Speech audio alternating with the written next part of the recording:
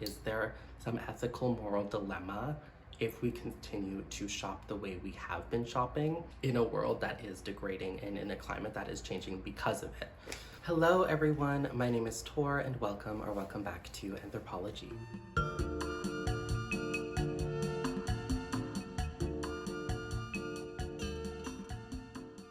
Alright, thank you for joining me in today's video. If this is your first time, welcome. I hope you enjoy your stay. On this channel, I talk all about things fashion related, handbags, mindful consumption, how to be better with our money. If you're a returning subscriber, thank you so much for joining me in today's video. So happy that you're here. Just want to give a new shout out to all of my new subscribers. This channel's grown literally so quickly. So thank you all for joining this YouTube community. So excuse me, I am recovering from a cold still. It's not COVID, but it feels like it. Okay, so in today's video, I was inspired by reading this book on my vacation recently. So I recently went away. I got this book from the library. It's called The Day the World Stopped Shopping by J.B. MacKinnon. So I'm gonna break this video down into a few parts. It's gonna be podcast style, more so like a thought experiment than having any real answers. So if you are interested in coming on this thought journey with me, definitely keep watching. Let's get into the parts. So I'll be just basically breaking this down into an overview of this book for all that are interested in sort of what inspired this video. Then I'll be getting into some of my thoughts, some of my questions around this, which I would love some engagement down below.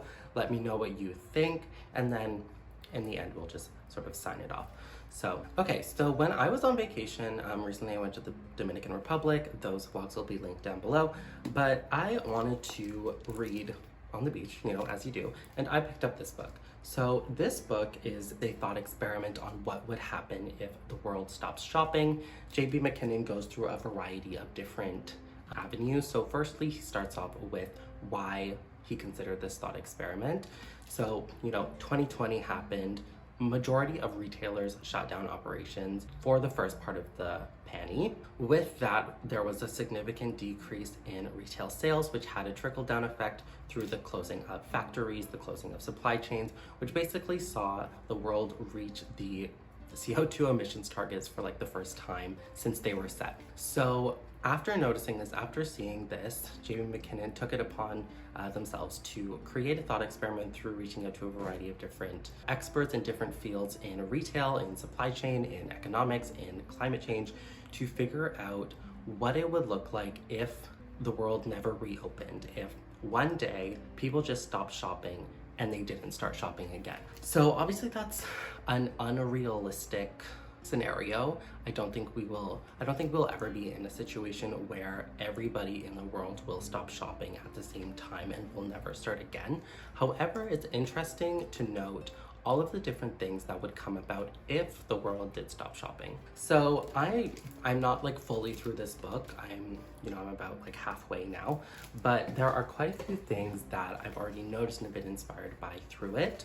So there's this one quote that really stuck out to me. It's in the beginning. He poses these two questions.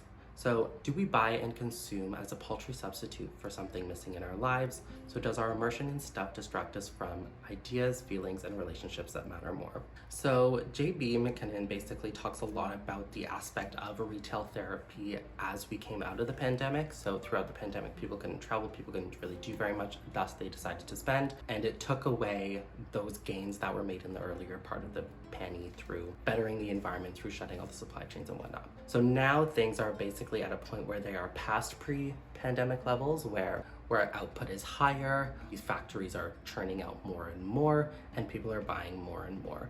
So it's like that little blip never happened. But I wanted to just ask a few questions. So why is shopping such a large part of North American Western culture? Shopping is not a large part of every culture. It is a large part of Western culture.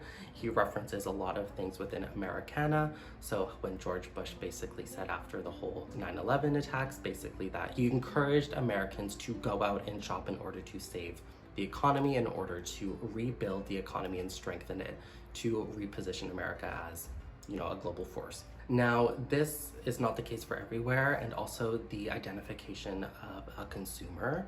So, consumer identity was not always the case. People did not always identify as consumers. However, now it's very prevalent that people will identify themselves as consumers.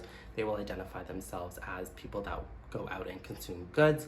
Shoppers, I am a shopper. I love to shop, whatever. It's a main pastime and hobby for a lot of people, including myself.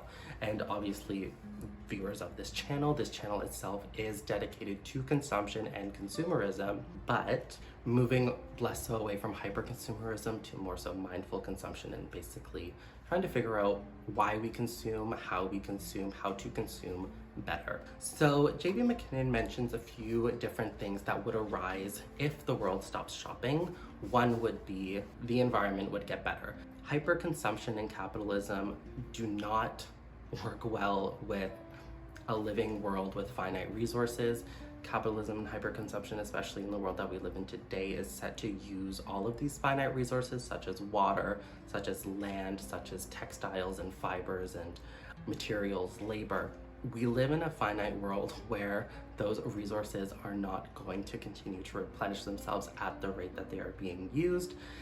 This basically means that we are having high levels of pollution, especially in waterways. So if you look at different areas, more so in the developing world, or like the global south as it's called, I guess in like anthropology. So like areas where there's most production, there's the west where it's mostly consumers, and then the far east, which is, it's not always in the east, but Southeast Asia is primarily, I guess, the global production hub for a lot of the world's consumer goods, especially retail and textiles.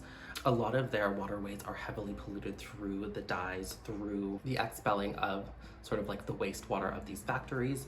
And there's been a lot of cases where these rivers are toxic to the locals, they're toxic to the natural environment, and it's all because of the retail environment. So basically, JB MacKinnon mentions that if the world stops shopping, if textiles were no longer being created, if the retail industry suddenly came to a halt, this environmental impact would go down. In addition, also supply chain. So the supply chain has a large part in this. Obviously, things moving back and forth around the globe. If you order something online in the luxury world, for sure, like say something comes from Italy, it'll move from Italy or Europe to North America or Europe to wherever. So the supply chain has a large impact in shipping routes, which will often disrupt marine life, air routes, which will often disrupt birds. But it's just like if all of these things suddenly stopped, there would be a different piece, which happened in the early days of the panty, and shipping lanes became quieter, whales started to come back. This was noticed in the port of Vancouver. So the environmental impact would definitely be noticed and would definitely be sort of justifiable for this response. Another part which I thought was interesting is electricity. Right now, depending on where you are, electricity is created in a variety of means. In some cases it's coal, so burning of coal, which is very bad for the environment. In other cases it's more renewable sources of energy, such as nuclear, such as hydro or wind, solar. And also that would equal sort of lights or light pollution. So if people stopped shopping, there would be less energy required in order to run places like shopping malls, distribution centers, general local hubs within city centers, as well as light pollution would die down. Some stores are open 24 hours, some stores are open, like the lights within a lot of these stores that will also play into electricity. And he mentions a part about getting used to the night again, where having places that there's rarely an area now, like the developed world, the first world, the global north, where we are like in darkness 100%. We have no access to the night anymore, especially if you live in a city center. Everything is constantly lit, which I thought was an interesting consideration, as I never would have tied light pollution to shopping directly. So I thought that was really interesting. So now I just have like a few questions. So can we even stop shopping as a society, and why would we do it? So there's been sort of mixed feedback or mixed response from government in relation to shopping. Most of the time, it is heavily encouraged by governments to continue to shop in order to continue to grow the GDP, in order to continue to grow the labor force, tax dollars that come from shopping. In Canada, we have a fairly high sales tax. depending on what province you live in, but across the board, it's like decently high. In Vancouver, the total tax is around 12%.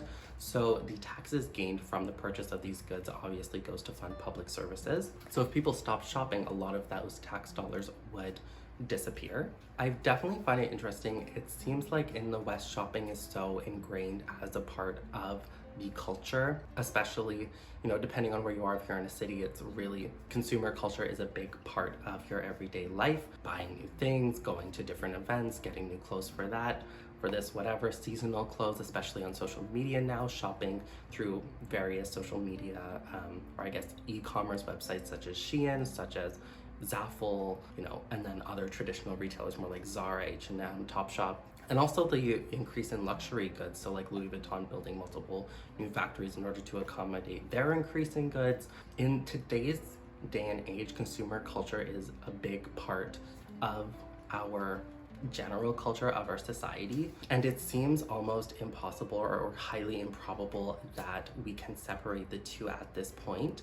Given that this is a whole thought experiment, obviously it's, you know, we can't have everyone just stop shopping on the same day, as that would cause, you know, big waves within the economies. You know, the company that I work for, Lululemon, would go down if people stop shopping. So obviously it's in my benefit for people to continue to shop, but I definitely think it's interesting given where we're at in terms of climate change and global warming that consumption is increasing, you know, almost at the same rate. JB MacKinnon also mentions a few different things that have been going on in relation to this, sort of a counterculture to consumerism, such as mindful consumption, such as intentional buying, as well as the minimalism movement. And also I've been seeing a lot, especially on YouTube, the no buy, low buy type phenomena. So these are counter movements or counter philosophies to hyperconsumption, to mass consumerism. I think these are steps in each of us that if we go on this journey, if you decide to like pursue minimalism or whatever,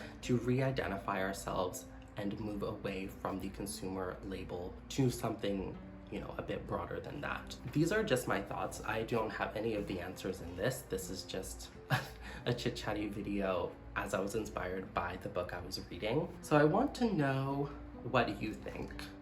Who are we if we're not consumers? Who are we if we are not shopping all the time? Do you think it's possible for everyone in the world to stop shopping? Will you continue to shop knowing everything that you know? Please let me know if you read this book, if you have read this book, if you want to know where to get this book. I'm sure it's available at most local libraries. I definitely think it's interesting to try to tackle the idea of constant economic growth, constant growth within our own consumer identities, and then also the idea that the earth is finite in terms of the resources available to us, and also with climate change and everything.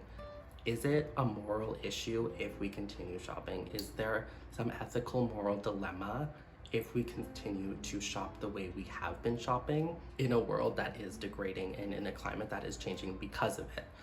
So let me know what you think. This is not in any way to put anybody down or anything like that. I just want to know. If you've made it this far, thank you for watching. I really appreciate it. Let me know what you think of this video down below. Please like, comment, any thoughts, subscribe, and I hope to see y'all next time. Bye guys.